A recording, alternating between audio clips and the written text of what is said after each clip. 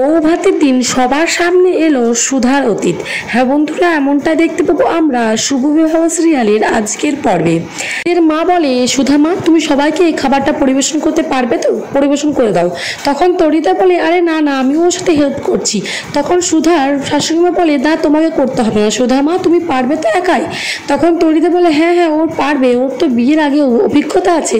এই কথা শুনে তেজ এবং বাড়ির সকলে অবাক হয়ে যায় এবং তেজ বলে, হ্যাঁ ওর তো আগে বিয়ে অভিজ্ঞতা আছে, কাছে তার প্রমাণও আছে।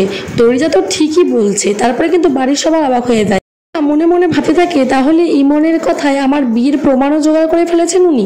তেজ বলে, তোমরা ভুল ভাবছো, ও তো অনেক বিয়ে দিয়েছে, সেই বিয়ের অভিজ্ঞতা ওর আছে। তারপরে কিন্তু তেজের বাবা তেজের কাকা বলে, ওরকম মেয়ে আমাদের বাড়িতে এলে ওর হাতে তো আমরা খাবারই খেতাম না, আরেক চৌকাটা তো পার করতে দিতাম না। তখন তেজ আর সুধা চুপ করে থাকে। তারপরে দেখা যায় বৌভাতের অনুষ্ঠান শুরু হয়ে যায়, আর বৌভাতে সুধাকে এত সুন্দরভাবে সাজানো হয়েছে, তেজ যেন সুধার দিকে তাকিয়ে থাকে, চোখ ফেরাতেই পারে না।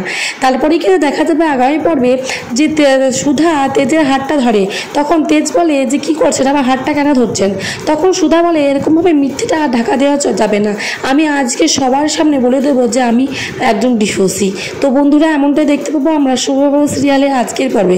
পরবর্তী আপডেট পেতে চ্যানেলটিকে সাবস্ক্রাইব করে পাশে থাকবেন, যাতে এই শুভ বিবাহ সিরিয়ালের নতুন নতুন আপডেট আপনারা সবার প্রথম পেতে পারেন। ধন্যবাদ, ভিডিওটা এই পর্যন্তই।